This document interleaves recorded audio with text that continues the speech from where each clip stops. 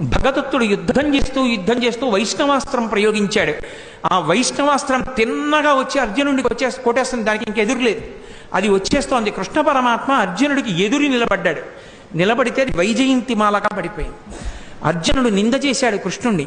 ఏమి కృష్ణ, నీ చేతకాని వాడినా అస్తమానం నువ్వెందుకు అడ్డుకుంటావు? నేను యుద్ధం చేయలేనా? ఏమనుకుంటారు అందరూ నన్ను అడిగాడు.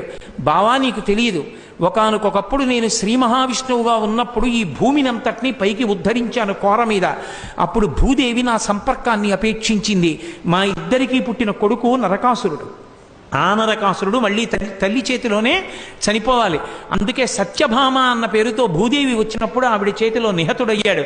నరకాసురుడి కొడుకు భగదత్తుడు. నాకు సంబంధించిన వైష్ణవాస్త్రం అతని చేతిలో ఉంది. ఆ వైష్ణవాస్త్రాన్ని ఎవరూ అడ్డలేరు, నీ సాధ్యం కాదు.